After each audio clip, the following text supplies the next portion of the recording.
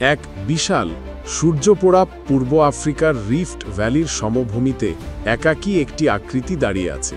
বাতাস শোঁ শোঁ করে বয়ে চলেছে, বয়ে আনছে ধুলো আর দূরের বৃষ্টির ঘ্রাণ। সালটা 3 মিলিয়ন বিসিই। এটি আমাদের পূর্বপুরুষদের গল্প, আদিম হোমিনিডো আউকে, তাদের বেঁচে থাকার জন্য নিরন্তর স্ট্রাগল। এটি শীর্ষ শিকারীদের গল্প নয়, বরং এমন একটি প্রজাতির গল্প যা কনস্ট্যান্টলি এক কিনারাতে ছিল, ইঞ্জিনুইটি অ্যান্ড কোঅপারেশনের সুতোয় জীবনকে ধরে রেখেছিল। আমরা নিজেদেরকে ফুড চেনের শীর্ষে দেখতে অভ্যস্ত, কিন্তু অনেক দিন ধরে আমরা সেখানে ছিলাম না। আমরা ছিলাম শিকার, আমরা ছিলাম সংগ্রাহক।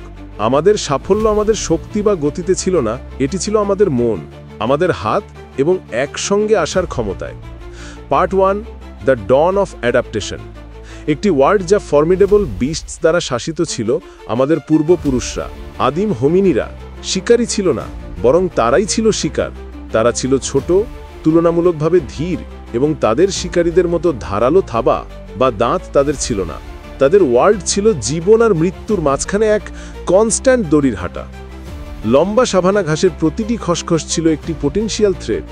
প্রতিটি ওয়াটারিং হোল ছিল ইমেন্স ডেঞ্জারের জায়গা। যে বাতাস তারা শ্বাস নিত তা তাদের ভালনারেবিলিটির প্রমাণ ছিল। কিন্তু এই স্ট্রাগলের মধ্যেই এক নতুন ধরনের ইন্টেলিজেন্স তৈরি হচ্ছিল।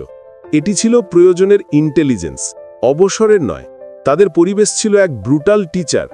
আবহাওয়া কনস্ট্যান্টলি পরিবর্তিত হচ্ছিল, লাশ ওয়েট পিরিয়ড থেকে দীর্ঘ আনফরগিভিং ড্রাউটের দিকে।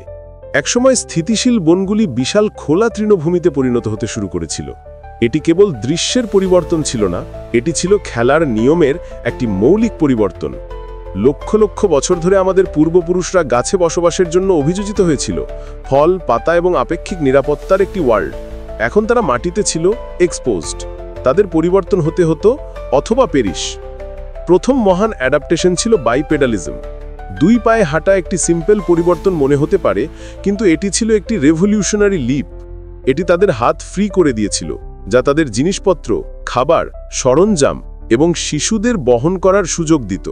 এটি তাদের লম্বা ঘাসে শিকারী এবং সম্ভাব্য সম্পদ দুটোই দেখতে একটা ভালো ভ্যান্টেজ পয়েন্ট দিত।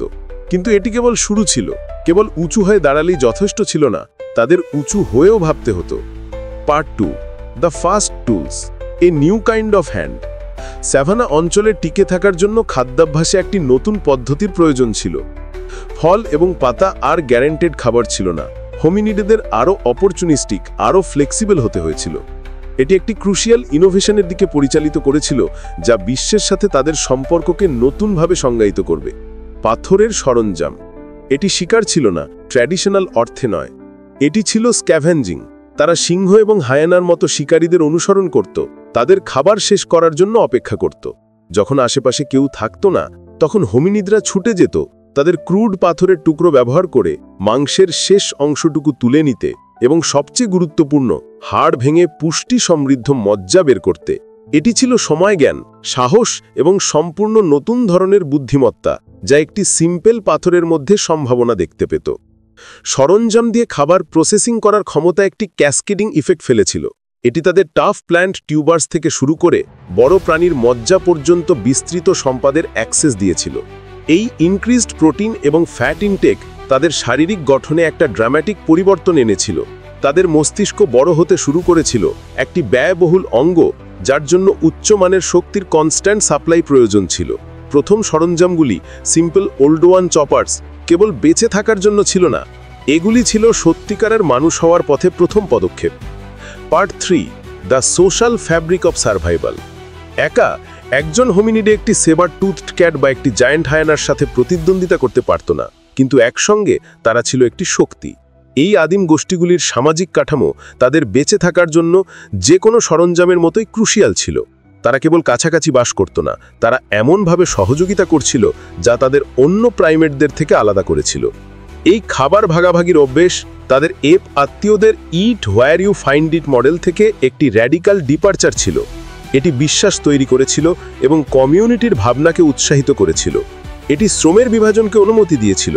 কেউ উদ্ভিদের জন্য খাবার সংগ্রহ করত, অন্যরা মাংসের জন্য স্ক্যাভেঞ্জিং করত, এবং কেউ ইয়াং এবং ওল্ডদের যত্ন নেওয়ার জন্য ক্যাম্পে থাকত। এই সিস্টেম নিশ্চিত করেছিল যে এমনকি যদি একজন ব্যক্তি খাবার খুঁজে পেতে ব্যর্থ হয় তাহলেও গোষ্ঠী অনাহারে থাকবে না।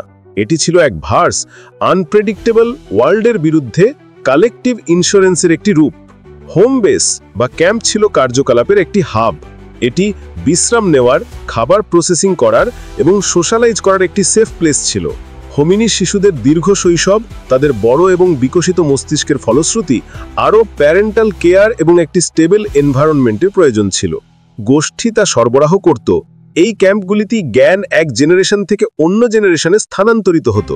পাথরের জন্য একটা ভালো কুয়ারির অবস্থান, একটি হাড় ভাঙার বেস্ট উপায়, একটি আসন্ন ঝড়ের সংকেত।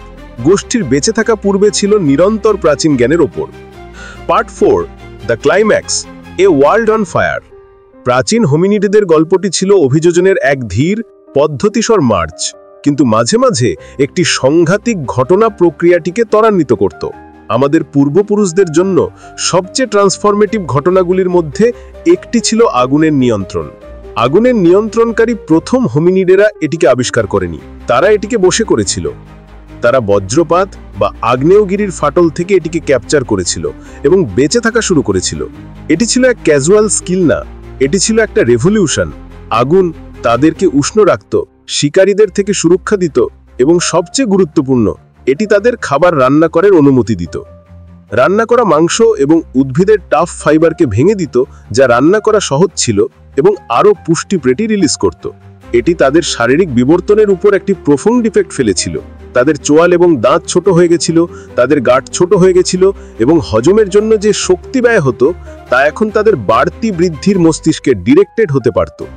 এটি তাদের ফরেজিং স্ট্র্যাটেজিতেও একটি পরিবর্তন এনেছিল। তারা এখন আরও ব্যাপক খাবার খেতে পারত, এমনকি যেগুলি আগে বিষাক্ত বা ইনএডেবল ছিল। আগুন কেবল একটি সরঞ্জাম ছিল না, এটি ছিল একটা সামাজিক অ্যাঙ্কার। এটি রাতে গোষ্ঠীকে একত্রিত করত, গল্প বলার, সামাজিক বন্ধন এবং জ্ঞান স্থানান্তরের জন্য একটি কেন্দ্রীয় বিন্দু তৈরি করত। এই হার্টগুলির চারপাশে জটিল যোগাযোগ এবং সংস্কৃতির প্রথম বীজ হয়তো রোপিত হয়েছিল। আগুনের নিয়ন্ত্রণ কেবল তাদের শরীরকে উষ্ণ করেনি, এটি মানুষ হওয়ার স্পার্ককে প্রজ্বলিত করেছিল। এটি ছিল ধাঁধার শেষ অংশ, সেই চাবি যা আমাদের পূর্বপুরুষদের স্যাভানা ছেড়ে বিশ্বজুড়ে তাদের দীর্ঘ আর্ডুয়াস জার্নি শুরু করার সম্ভাবনাকে আনলক করেছিল।